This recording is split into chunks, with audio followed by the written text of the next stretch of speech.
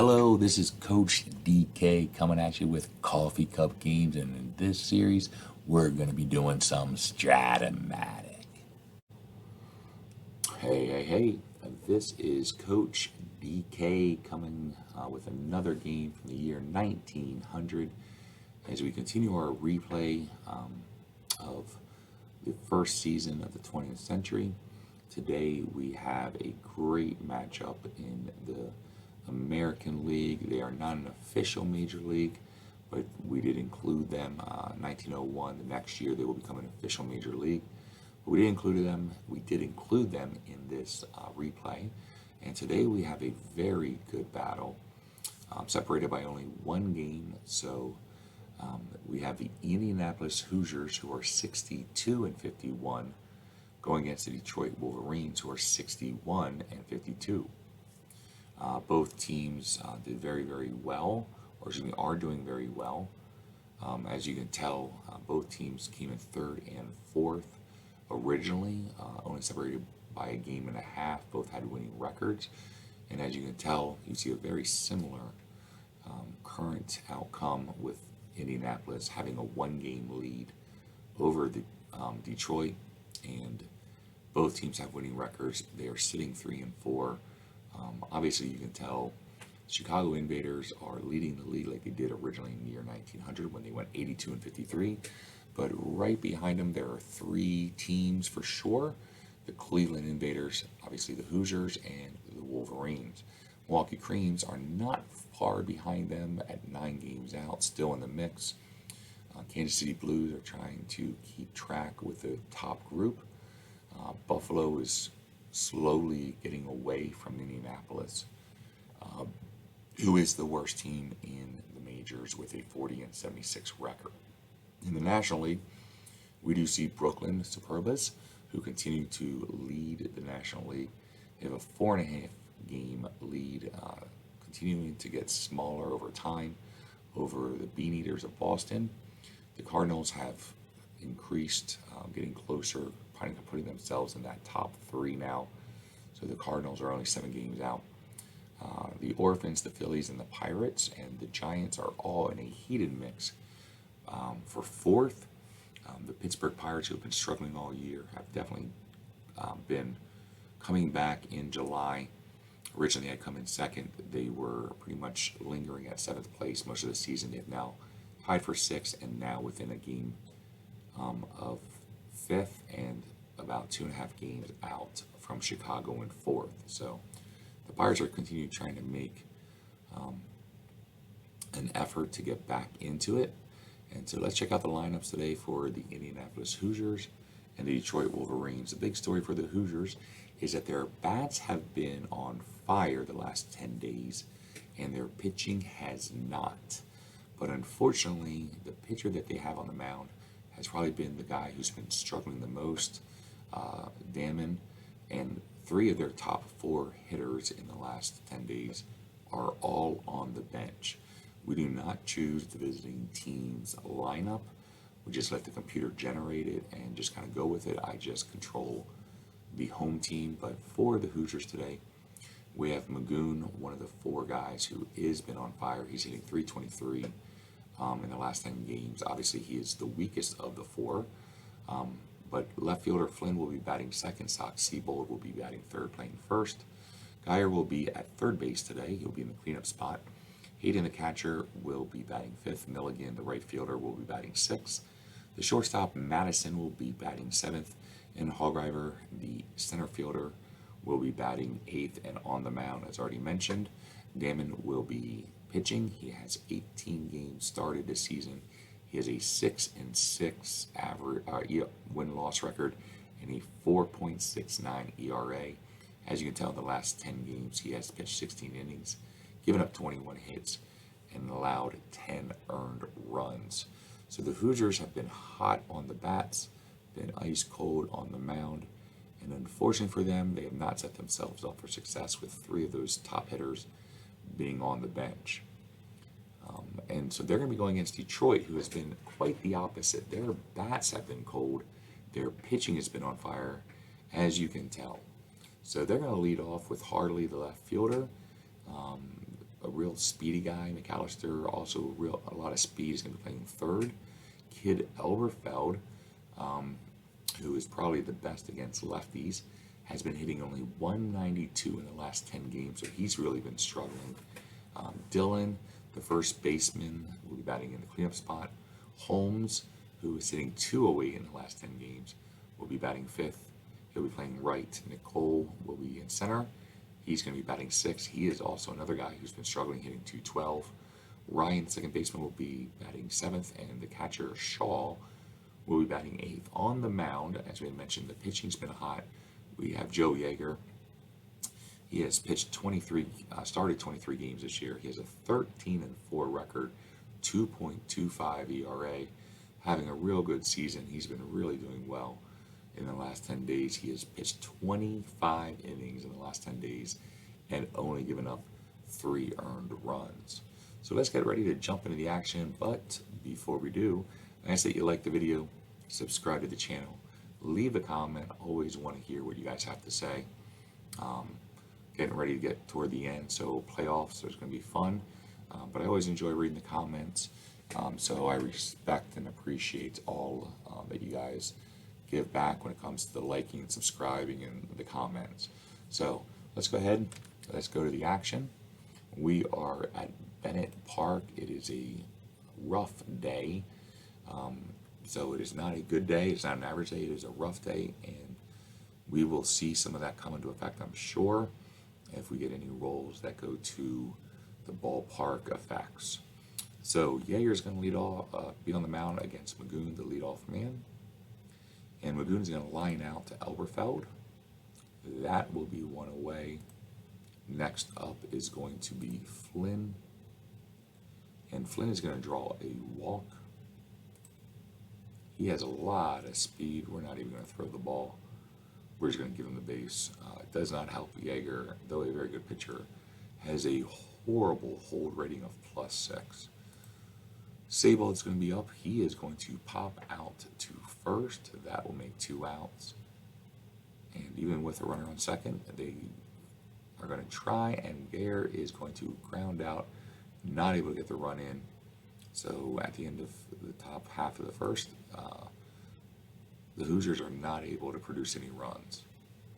Leading off for us is going to be Harley. He's going to pop out the third. Next up is going to be McAllister. He's going to line out the second to make it 2 outs. And now Kid Elberfeld is up, who's been struggling. He is going to hit a fly ball to left field, and that's going to end the inning. A 1-2-3 for us. Not the way we want to start. Hayden's up. He's got a chance for a home run, but it's only can do it with a 1. And unfortunately, he is going to hit a fly ball, though deep, and to the warning track. It will be caught. Milligan's up. He's hitting 297 this year. He's going to hit a ground ball back to the pitcher. Yeager's got a chance to be able to make a play, and he does. 2 down. Madison's up. He is going to line out the short to Elberfeld, and that is going to be a 1-2-3 inning. Pop Dylan is up. He is hitting 314 this year. He does have 3 home runs, which is more than his total in the year 1900. And Dylan, though, unfortunately, is going to pop out, and that's going to be an easy out. Holmes is up. He's hitting 287. He's going to fly out to right field to the very, very slow Milligan. Slow in the field, quick on the bases, I think. Nicole is going to be up. He's going to hit a single. He's going to get on first. We now have Ryan up. He's going to hit a single. Runners on first and second. Shaw has a chance to get an RBI here, but unfortunately he is going to pop out to end the inning, and that will be it for the second. Into the third, Joe Yeager is back on the mound. He's going to get Hog Driver to fly out to right. That will be 1 away. Next up is going to be the pitcher, Damon. He's going to draw a walk. That will be the second walk issued by Yeager. So now back to the top of the order. Magoon's up. He's hitting 338. And unfortunately, a passed ball on Shaw. So Damon's able to take second. But Magoon, who's hitting 338, having a real good season. Unfortunately, he's a 1-15. Lucky for us, he gets the 18. That's going to be a line out. So now Flynn is up, who drew a walk the first time at bat, hitting 228, and he's going to rip a single, so that pass ball comes back to bite us as Damon scores. That is going to be the first run of the game, unearned against Yeager, and it's also the first hit. Flynn, again, is going to get an easy stolen base. Sabold's up. He needs a 1-3 for a double. He is going to fly out. That's going to end the inning, but the Hoosiers do get a run in the top of the second for an early lead. Now our pitcher Yeager is up. He sometimes plays the field, so he's not a bad hitter. Excuse me. He's going to draw a walk with a 65% chance to get a lead. We are going to try. He does not get the lead. We are not going to have him run. One is what we need for a home run. Harley, unfortunately, just flies out. McAllister's up. He lined out the last time. He's going to hit a line ball to second base. Magoon has a chance to make the play, and he does. He whips it on over to Madison at short, and then over to Sabold for a 4-6-3 double play. So at the end of 3, it is 1-0 the Hoosiers. They have 1 run on 1 hit and no errors. Detroit has 0 runs on 2 hits, no errors. The last game, I think we had like 9 errors in the game. 5 of them might have been in the first 3 innings. In this game, we have the defense has been stepping up. No errors so far. Going to the top of the 4th, Gayer's going to be up. He is going to hit a single. He is going to possibly still try to steal. He does not. Hayden is going to hit a single. Guy is going to go all the way to third. Runners on the corner. Milligan is up. He's going to hit a ground ball to short, over to first. They are able to keep Gayer on base, but Hayden does take second, so 1 away. We are going to pitch to Madison, who's hitting 235 this year, keeping our infield in. He needs a 1 for a home run. It does not roll that way. It is going to be a fly out. It should be deep enough as Garrett tags up and is going to advance. Hayden takes third, and so they now have 2 runs after the sacrifice fly to right. Hogriver, who has 3 home runs this year and needs a 1-2, he is going to get the 1. That is going to be a home run. It is the 4th of the year, 2-run shot to left field. That is going to give them a 4-0 lead. Damon is up, the pitcher. He is going to pop out to end the inning, but the Hoosiers currently are comfortably up 4-0 as we go into the bottom of the 4th. The Hoosiers do have a 1-game lead over the Wolverines. Elberfeld is up. He has struggled, as we said, in the last 10 games, and he is going to continue the woes, the hitting slump, as he pops out. Pop Dillon's up. He's going to hit a ground ball to second base. Magoon makes the play. He has good range with a 1, exceptional range with a 1. That will be 2 away. Holmes is now up. He's going to hit a ground ball to short, and that will be out. Damon, though struggling in the last 10 games, is really pitching good so far. He's only allowed 2 hits through 4 innings. So leadoff man Magoon, who is also the leadoff man in general, is going to hit a fly ball to right. It will not get by Holmes, and that will be an out. Flynn is now up. He singled the first time, or singled and walked. He's going to hit a fly ball to left center. The center fielder, Nicole, is going to be there. See if he can make the play. He calls for it, and he does make the running catch. That will be 2 away. Sox Seabold's up. He's hitting 292 this year. He has 8 home runs, and make that 9. Seibold hits a long shot to center field. That now gives him a 5-0 lead. Geyer is up.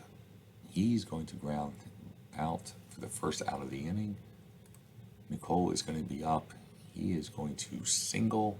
That's the 6th hit against Damon. excuse me, the third hit against Damon of the game. So with the runner on first, leadoff guy, Ryan's going to hit a ground ball toward the short. He had a single the last time at bat. Madison's going to try to make the play, and he cannot get it to first. Ryan outlegs it. Runners on first and second. Shaw is up. He is hitting .263 this season. He does have 3 home runs. We are going to let him hit. He's going to hit a fly ball to left field. That's not going to help us. And so we are going to bring in a pinch hitter as Yeager has been knocked out of the game. We will bring in, I believe, let's try Stallings. I think Sheehan does well. Obviously, you can tell he does pretty well against lefties. So we're going to use Stallings here. I think we may need Sheehan later on in the game. So Stallings is going to come up. He's going to draw a walk. And so the bases are loaded. Harley is up. He is 0 for 2. He's been hitting .322 this year. He hit .325 originally. And so let's see what happens. He's going to hit a fly ball to left field. Flynn has a chance to make a play. It is caught. We are going to try to advance the runners. So the sacrifice fly gets us a run. Ryan is able to take third. McAllister's up. See if he can get a hit here and keep the inning going. The ball is going to hit the Milligan, who is horrible playing in right. Why they put him there, I have no idea. But he does make the play. Man, I thought for sure we were going to get a hit because of his inability to cover the outfield, but we do not. I'm thinking we might go with Seaver here. And we will. Seaver has a 2.97 ERA. He has started 6 games. He has an 8-3 record. Excuse me. So Seaver's on the mound, the lefty, going against Hayden, who's 1 for 2. He's going to get him to ground out. That will be 1 down. Milligan's going to be up. He has a chance for a hit. He does. It'll be a single. And so Seaver now is going to pitch to Madison, who again singles back-to-back hits. Runners on first and second. Hogriver's up. He's going to hit a ground ball to second. Runners are going to be able to advance. And so now the pitcher, Damon, is up, and he's going to pop out. So Seaver is able to get out of the inning, even though having 2 runners on base in scoring position. Kid Elberfeld's up. He is, as mentioned earlier, been struggling in a hitting slump, and he still is not able to bounce out of it. Pop Dillon is up. He is going to hit a single. He had a 15% chance for a triple, but he does not get it. So now we're going to have Holmes up. Holmes is going to single to right field. We are definitely going to try to send Dillon. We need runners. And so we now have runners on the corners. We're going to try to see if we can steal second, as Nicole has been doing well. Holmes cannot get a lead. Nicole is up. We need too many runs to try a suicide squeeze here. Though I was tempted about it. Madison has a chance to make a play. And he makes the double play. It is a 6-4-3 double play to end the inning. Something that we could not have happen, as we were starting to get some hits and starting to have a chance here. Magoon's up. He's 0 for 3. He's going to be 0 for 4 as a ground ball to third base. Next up is Flynn, who's hitting .231 this year. He's going to hit a ball to McAllister.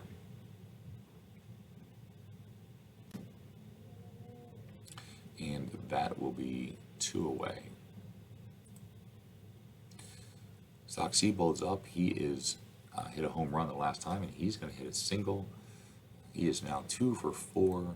Geyer's up. He is 1 for 3. He has scored a run. And this time he is going to pop out to end the inning. And I just realized I forgot to do something. But before we do, let's check out the trivia question. Who was the winning pitcher for the American League in the first All-Star game? Let's go with, I have no clue. I don't even remotely have a clue. And Lefty Gomez. All right, so before we go any further, we did forget to do one of the things that we always enjoy, always find it entertaining for myself. I also think it's just really good adding a little bit of a different element. Today we're going to be talking about the Detroit Wolverines, specifically their name, how they got it, why they're called the Wolverines, the Tigers, all that stuff. So originally the Detroit Wolverines were a team that started in the 19th century. It was a team in Detroit. They went by the Wolverines or the Detroits. The reason they were called the Wolverines is because Michigan is called the Wolverine State. And so there was some confusion though, because apparently the university was more known as the Wolverines, and so there was some confusion there.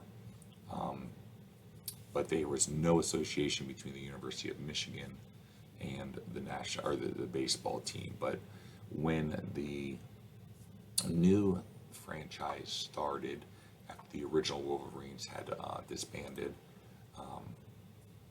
they started a new team in Detroit. They were part of the Western League.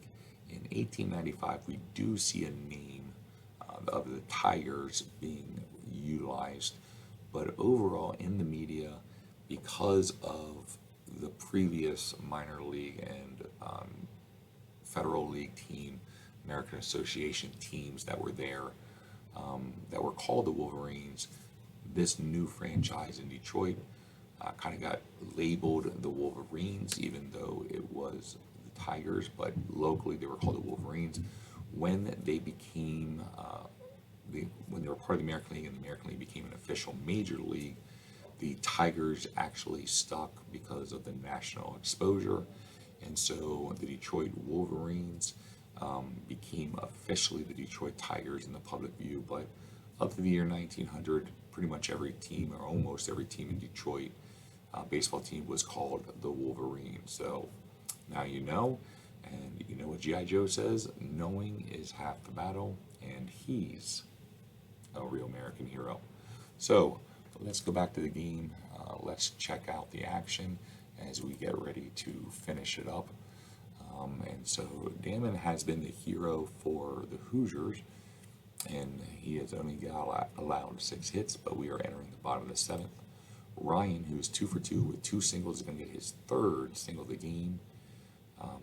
He is going to take first. Shaw, unfortunately, is 0 for 2. He's going to line out the 2nd.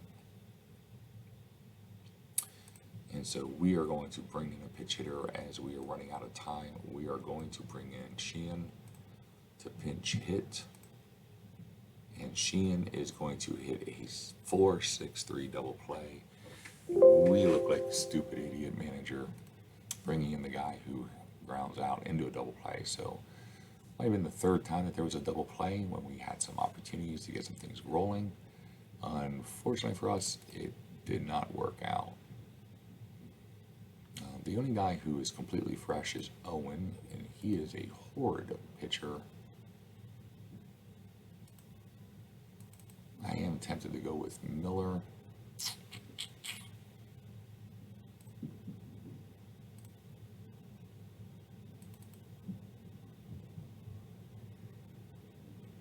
Hill's already tired. Can he give us an inning? Nope. We might as well just go with Owen.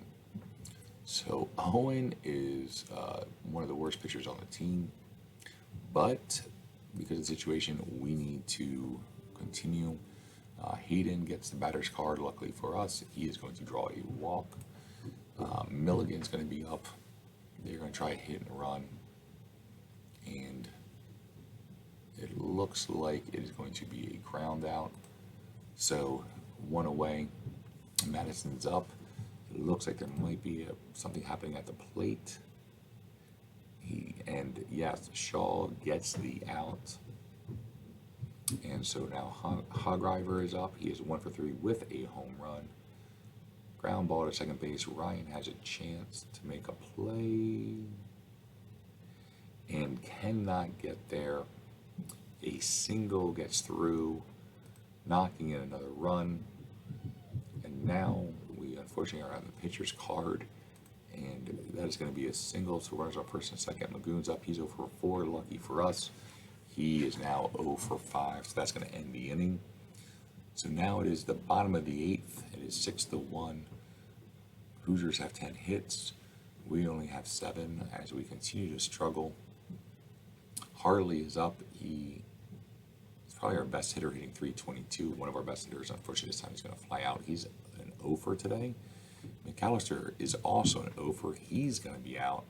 And Elberfeld, who's an 0 for today and has been having a lot of 0 fors in the last week and a half, he's going to be out. A 1-2-3 inning. Not the way we wanted. So Owen's back on the mound. He's on top of the 9th. He is first going to face Flynn. He does get a strikeout. So we'll take that. He has 42 strikeouts in, looks like, 95 innings. That's actually a really good rate for this time period. Sable's up. He's 2 for 4 with the home run already, and he is going to ground out, probably ending his night or his afternoon at 2 for 5. Geyer's up. He's already 1 for 4. Play's going to be behind the plate. Dylan picks it up. It looks like a little grounder that that Shaw was able to hop up and take and throw it to first for the out. So bottom of the 9th, Dylan's up. We need some runs. We need some hits, or this game's going to be over. And Damon, who has been pitching a really good game, gets a strikeout the first of the game, the 20th of the season. Holmes is now up. He's going to hit a ball to Magoon, who has incredible range, covering a lot of space, and he is able to cover the space for a 4-3 out. Nicole is our last guy. He needs a 1 for a home run, but it is not going to be enough. This will be a fly ball. Though it is deep, it will be out. That's going to end the game. A 6-1 game. Long story short, it really comes down to Damon, who's been struggling, having a really good pitching game. As we mentioned earlier, the Hoosiers have been struggling on the mound, great at bats. It's been the opposite for the Wolverines. They've been really great on the mound, really struggling in the bats. Unfortunately, the Hoosiers pitcher was really on fire. 9 innings, 7 hits, 2 walks. He allowed 1 earned run. He did get a strikeout, so he pitched a really good game. But we were the ones that were supposed to be good on the mound, and Jaeger got rocked. 5 innings pitched, 4 earned runs. He gave up 5 hits and 2 walks. 2 of them were home runs. So just a real struggle for us in this game, as Sox Seabold and Hogriver both hit home runs. Sox Seabold hit his 9th for the season. A good defensive game. There was a passed ball that happened, but there were no errors. I don't know if we've had a game where there were 0 errors in the entire game. But the Hoosiers now take a 2-game lead over the Wolverines as they remain in 3rd place, but continue to close the gap. Obviously, Detroit's not out of it, but hopefully you guys enjoyed this game. Player of the game's got to be Damon, the pitcher, though Sox Seabold did go 2 for 5 with a home run, did have an RBI, did have a run scored. Hogriver was 2 for 3. He had 3 RBIs and scored a run. So if I was giving it to anybody on the field, it would probably be Hogriver. But I have to give it to Damon, who had an incredible game on the mound. So Bill Damon tossed a complete game, and center fielder George Hogriver lofted one into the cheap seats and had 3 RBIs as the Hoosiers defeated the Wolverines 6-1 at Bennett Park. Damon earned his pay with a solid performance for Indianapolis. He surrendered 7 hits and 2 walks in 9 innings, lowering his ERA from 4.69 to 4.43. Indianapolis had 10 hits for the afternoon. Joe Yeager, who's now 13-5, ended up with a loss. He pitched 5 innings, allowing 5 hits and 2 walks with the win. Indianapolis now has a record of 63-51. Detroit has a record of 61-53 after the loss. So, good game from the American League. I hate losing, but the game really kind of took off early. They pretty much controlled it from the beginning. They got a run in the third, 3 runs in the fourth, which really put the game away. And then they added a run in the fifth, and as well as in the eighth. We just really weren't able to get anything going. There were a lot of double plays. I think we had 3 double plays that we had grounded out, grounded into the end innings. So, but that's baseball. Always enjoy a good game, even when you lose. Like watching players do well. And so hopefully you guys enjoyed it as well. Until next time, this is Coach DK. I hope you guys have a good one. See you soon.